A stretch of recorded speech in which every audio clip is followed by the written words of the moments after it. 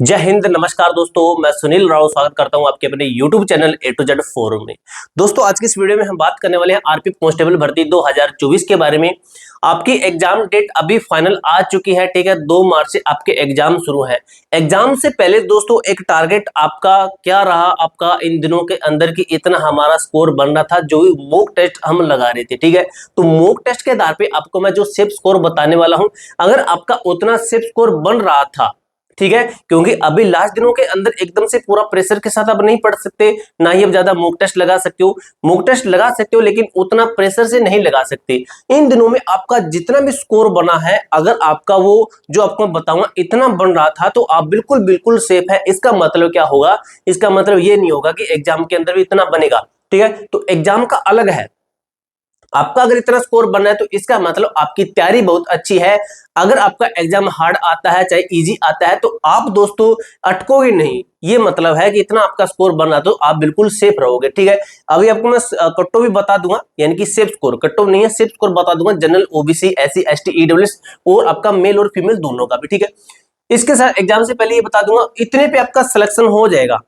किसके अंदर? अगर ये इतना स्कोर अभी मॉक टेस्ट के अंदर लगा रहे हो, तो भाई आपका ज्यादा चांस रहेंगे कि आप एग्जाम के अंदर अपना जितना भी स्कोर खड़ा करोगे तो वो आपका इनफ रहेगा सिलेक्शन के लिए, ठीक है। समझ गए इस पॉइंट से? एलपी वाला हाल होगा। अब ये क्या सिस्टम है? तो एलपी दोस्तों, आपको मैं एक चीज बताता हूं एलपी का, कि एलपी के अंदर सभी को लग रहा था कि हाई कट हो जाएगी, हाई कट हो जाएगी। आउट ऑफ 75 में से, आउट ऑफ 75 में से 20 नंबर पे सिलेक्शन हुआ है। ऐसा जोन जिसके अंदर सबसे कम कट होना, वो 20 नंबर पे गई है, ठीक है। 20 नंबर पे, भाई देख लीजिए कहां पे 75 और कहां पे 20। आप सोच भी नहीं सकते कि 20 पे भी सिलेक्शन हो जाता है।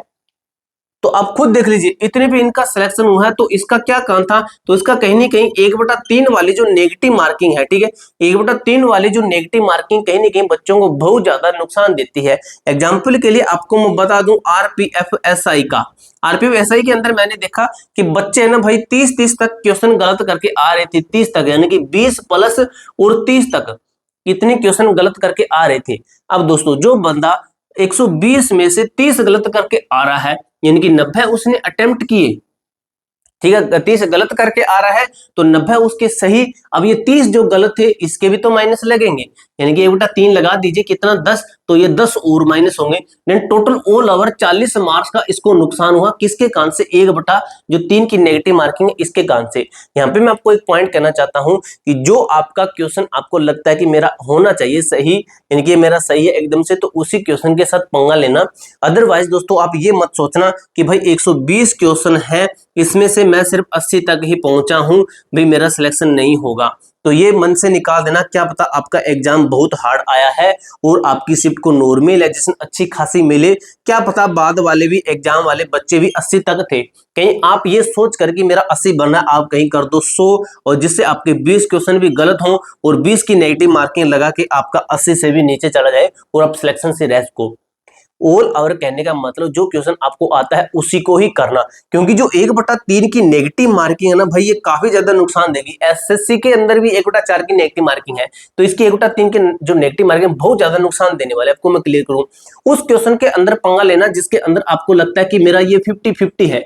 एग्जाम्पल के लिए मैं यहाँ पे लिखता हूँ, आपको अच्छी तरीके से गाइड कर रहा हूँ भाई। मैं, बच्चे कहेंगे भी आप ऐसा कैसे बता रहे हो, ऐसे कैसे? तो भाई मैं आपको बता दूं, मैंने भी 7 एग्जाम क्वालिफाई किए हैं। जो मेरी स्ट्रेटजी होती थी पढ़ने की, पढ़ने के बाद एग्जाम के नजदीक आके मॉक टेस्ट लगाने की, सबसे पहले सिलेबस कंप्लीट करना, फिर मॉक टेस्ट लगाना, और एग्जाम के नजदीक आके रिव्यू करना, और उनका जो एनालिसिस देके फिर अपने हिसाब से अपने क्वेश्चन करना, और एग्जाम के अंदर बैठ के वो प्रेशर को हैंडल करना, ठीक है। वो सब चीजें मायने रखती है। 50-50 आपको लगे, 50-50 कब होता है? तो 50-50 का भी एक सिस्टम बनता है। First question, third question, question नहीं है ऑप्शन है, ये कोई क्वेश्चन है, तो मुझे लगता है कि इनमें से कोई क्वेश्चन जैसे मुझे ये करना है, तो मुझे लगता है कि चौथा नंबर तो नहीं होगा, चौथा ऑप्शन तो हो भी नहीं सकता, ठीक है। तो इन 3 में से एक होगा, तो इसमें से मैं कोई निकाल दूंगा कि हाँ भाई ये भी नहीं होगा। अब ये 2 बच्चे हैं, इन दोनों के अंदर मुझे डाउट है, यानी कि दोनों के अंदर 50 इसके अंदर रह गया और 50 मेरा इसके अंदर रह गया, यानी कि दोनों में से एक हो सकता है। तो इस कंडीशन में आप क्या लगा सकते हो? इस कंडीशन में आप तुक्का लगा सकते हो। ठीक है, इस कंडीशन में आप तुक्का लगा सकते हो, जो आपका मन करे उसके अंदर आप जा सकते हो, उसके हिसाब से अपना तुक्का लगा सकते हो। और तुक्का भी लगाने की एक ट्रिक होती है, आपको मैं बता दूं कैसे होता है।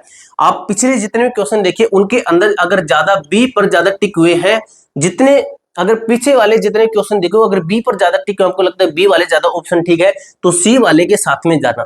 अगर आपको लगता है कि पीछे जितने भी सही हुए हैं वो सी वाले थे, तो बी के साथ में जाना।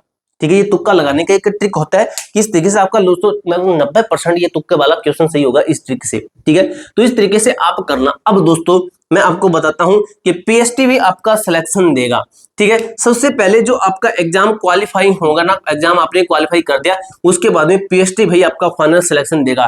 क्योंकि एग्जाम्पल के लीजिए कि आपने 90 स्कोर बनाया, आपने 90 स्कोर बनाया और कट ऑफ थी आपकी 70 पे थी, कि 70 वाले को भी उठाया और 90 वाले को भी उठाया।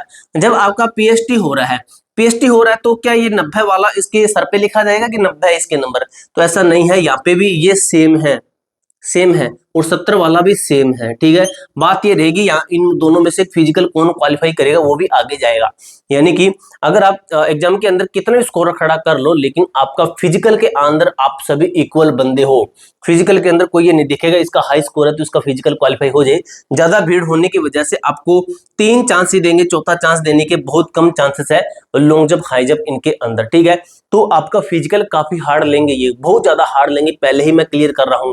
क्योंकि भीड़ को कम करना एक ट्रिक रहती है हर डिपार्टमेंट की, जब ज्यादा भीड़ हो तो उसको कम कैसे किया जाए, या तो एग्जाम हार्ड ले लो या फिर फिजिकल हार्ड ले लो। ठीक है, मैं आपको टोटल 10 भर्तियों की अभी फिलहाल अपडेट दे रहा हूं मेरे चैनल के ऊपर, तो मुझे पता है कि कौन सी भर्ती के अंदर क्या कुछ हो सकता है। तो ये पीएचडी इसका बहुत हार्ड होने वाला है, पोस्टिंग कम है इसके कारण। ठीक है, अब आपको मैं बताता हूं कि जो आपका सिप स्कोर है वो क्या होना चाहिए। ठीक है, यहाँ पे मैं कैटेगरीज लिख देता हूं, जनरल कैटेगरी है, ओबीसी कैटेगरी है, एससी है, एसटी है, और आपका ईडब्ल्यूएस कैटेगरी है। ठीक है, यहाँ पे फिर मैं आपको क्लियर कर रहा हूँ, जितने क्वेश्चन आपको आ रहे हैं उतने ही करना। हर किसी के साथ क्वेश्चन के साथ ऐसे तुक्का मत लगा देना कि मैं भी आगे घर पे जाके बोलूंगा कि मैं 100 क्वेश्चन अटेम्प्ट करके आया हूँ, बाद में देखना आप 70-60 पे भी आ जाओगे। ठीक है, अब दोस्तों जो आपको सिप स्कोर बता रहा हूँ ये मैं आपको, जैसे मैंने कहां से निकाला है, तो ये मैंने निकाला है टेक्स्ट बुक से। तो मैंने टेक्स्ट बुक से निकाला है। अगर आपका टेक्स्ट बुक पे इतना बना था या फिर कोई भी है, क्योंकि टेक्स्ट बुक पे मैंने देखा कि टेस्ट थोड़े हार्ड है। ठीक है, तो आपको मैं सिप स्कोर बताता हूँ। जनरल में अंदर आपका 92 से 97 प्लस बन रहा है विदाउट नॉर्मलाइजेशन के, विद नेगेटिव मार्किंग के, तो आप बिल्कुल बिल्कुल सेफ है, आपकी तैयारी बहुत सही है। ओबीसी के अंदर आपका 90 से 95 है, और ईडब्ल्यूएस कैटेगरी के अंदर कितना है आपका, ईडब्ल्यूएस कैटेगरी के अंदर आपका 87 से 92 तक है। ठीक है, इसके बीच में आपका बन रहा है तो बिल्कुल सेफ है। एससी एसटी की बात करें तो एससी का आपका कितना है, 82 से 87 प्लस है। फीमेल का भी बताऊंगा, ये आपका मेल का है। और फीमेल वाले भाई क्या करेंगे आप इसका बता दूं, 80 से सॉरी ठीक है, हाँ 80 से 85 है। ठीक है, फीमेल वाले क्या करेंगे, फीमेल की इक्वल ही है। ठीक है, फीमेल की इक्वल ही है, क्योंकि फीमेल की वैकेंसी कम है, इसलिए फीमेल का मैं सेम मान रहा हूं। ठीक है, तो ये आपकी कट ऑफ है, और एएलपी वाला सिस्टम होगा, ये आपको मैंने पहले क्लियर कर दिया है। ठीक है, पीएचडी बहुत हार्ड होगा, ये भी आपको मैंने क्लियर कर दिया है। आप एग्जाम देने के कुछ ही दिनों के बाद में पीएचडी में लग जाना। ठीक है, और आपका मैंने बता दिया कि इतने पे आपका हो रहा है, तो आपकी तैयारी बहुत अच्छी है। ठीक है, तो पूरी जानकारी दोस्तों मैंने आपको अच्छी तरीके से क्लियर कर दी है। इसके अलावा भाई आपका कोई भी डाउट, कोई भी क्वेरी आती है तो कमेंट बॉक्स में पूछ सकते हो। मिलते हैं दोस्तों नेक्स्ट वीडियो के अंदर, तब तक के लिए जय हिंद, जय भारत।